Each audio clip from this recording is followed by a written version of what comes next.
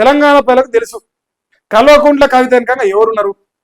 కల్వకుంట్ల కవిత 10 ఏళ్ళు ఏడ ఉన్నది. కల్వకుంట్ల కవిత అనే పేరు ఇప్పుడు కూడా ఎందుకు పెట్టుకున్నది, ఎందుకు అత్తగారింటి పేరు పెట్టుకోవట్లేదు.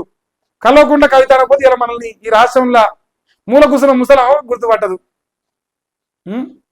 ఆకాశం మీద ఉమ్మేసినట్టు అంటారు. ఆయన ఏం లంగాపాలు చేయలేని వాడు అంటలేడు.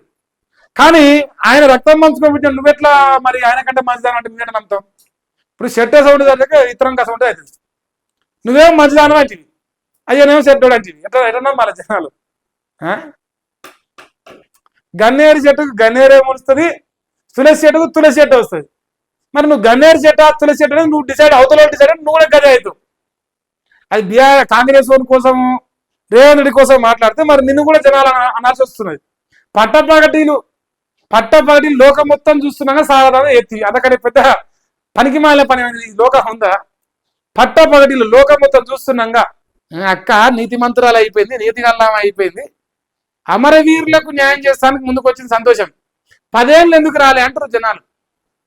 ఇప్పుడు కాంగ్రెస్ పార్టీ కోసమే ఇవన్నీ మీటింగ్లా, బీఆర్ఎస్ పార్టీని డ్యామేజ్ చేయడానికి, రేవంత్ రెడ్డిని జోకెత్తందుకు ఇవన్నీ కార్యక్రమాలా? లేదు నిజంగానే నీకు అమరవీరుల పైన ప్రేమ ఉంటే 10 ఏళ్ళ కలిసి వచ్చింది పరిప్రేమ.